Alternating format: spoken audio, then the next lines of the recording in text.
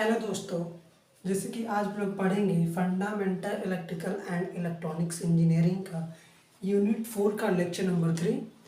हम लोग ने पीछे कवर किया इलेक्ट्रिक सर्किट एंड ईएमएफ के बारे में, लेकिन आज हम लोग कवर करेंगे इलेक्ट्रिक करंट के बारे में। जैसे कि आप लोग ने 10th क्लास के फिजिक्स में पढ़ाई होगा इलेक्ट्रिक करंट क्या होता है, बट जो जिन्होंने पढ़ा वो भी अच्छा, जिन्होंने नहीं पढ़ा वो भी अच्छे। चलो हम लोग दोबारा देख लेते हैं इलेक्ट्रिक करंट क्या होता है। ज़्यादा कुछ नहीं, इजी है, कुछ नहीं, बस आप तुरंत समझ जाइएगा। देखिए, the rate of flow of charge is called electric current. मतलब जो इलेक्ट्रिक फ्लो, जो चार्ज फ्लो करता है, तो चार्ज जिस रेट से फ्लो करता है उसी रेट को हम लोग क्या बोलते हैं, इलेक्ट्रिक करंट, है ना। जैसे जो चार्ज फ्लो किया किसी भी सर्किट में, तो कितना टाइम में फ्लो किया उसके रेट को बोलते हैं इलेक्ट्रिक करंट। रेट का मतलब होता है टाइम से डिवाइड। किसी भी क्वांटिटी का यदि रेट बात की जा रही है तो मतलब टाइम से डिवाइड किया जा रहा है। तो the rate of flow of charge is called electric current. दूसरे in other word it is defined as the ratio of electric charge and taken time. मतलब ये दूसरे वर्ड हम लोग कह सकते हैं, ये एक तरह का रेशियो होता है चार्ज और करंट का। The flow of charge in unit direction is called current. हाँ, ये भी बताया जा रहा है चार्ज का फ्लो यदि एक यूनिट डायरेक्शन में होता है तो वो भी हमारा करंट ही होता है। The flow of charge in unit direction is called current. मतलब चार्ज का फ्लो यदि एक यूनिट डायरेक्शन में हो रहा है, नोट, जैसे यूनिट डायरेक्शन मतलब positive to negative, negative to positive, तो जनरली हमारा जो करंट फ्लो होता है वो पॉजिटिव टू नेगेटिव, लेकिन हमारा जो चार्ज फ्लो होता है नेगेटिव टू पॉजिटिव। तो हमारा current flow positive to negative हमेशा याद रखिए, करंट का फ्लो होता है हमारा पॉजिटिव टू नेगेटिव। करंट क्या करता है, फ्लो करता है, बट इलेक्ट्रॉन हमारा नेगेटिव टू पॉजिटिव फ्लो करता है। ये एक तरह का स्केलर क्वांटिटी है। Its unit is ampere. इसका यूनिट एम्पियर होता है। दूसरा इसे बोल सकते हैं, एक और इसका यूनिट बोल सकते हैं कूलाम्ब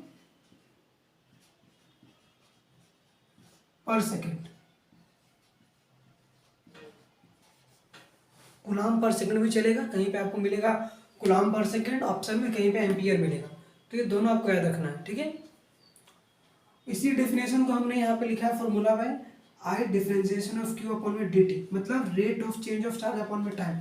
इसी को हम लोग इसे फॉर्मूला लिख दिए, formula wise, I equal to Q upon में टी। इस फॉर्मूले को आप याद रखिएगा, आपको न्यूमेरिकल बनाने में हल हो। यदि आप मान लीजिए डिप्लोमा पास कर जाते हैं तो आपको जनरल तो पढ़ना ही पड़ेगा। जनरल में आपको यही सारे चीज़ आपको मिलेंगे। जनरल में कुछ हार्ड नहीं होता, सिंपल जो आप पढ़ते हैं जनरल साइंस वही होता है। Electric current is flow in the electric circuit. Electric current flow होता है इलेक्ट्रिक सर्किट में, ना कि मैग्नेटिक सर्किट में, ठीक है। It is depend upon the resistance. हाँ, और ये किसी भी सर्किट के रेजिस्टेंस पर डिपेंड करता है। यदि जिस सर्किट में रेजिस्टेंस हाई है उस सर्किट में करंट लो फ्लो होगा, जिस सर्किट में रेजिस्टेंस लो है उस सर्किट में करंट हाई फ्लो होगा।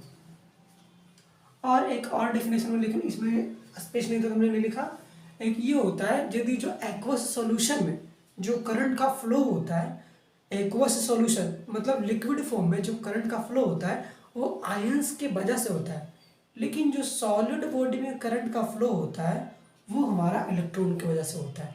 ये आपको वीवीआई ऑब्जेक्टिव है, पूछा जाएगा एग्जाम में। Current flow in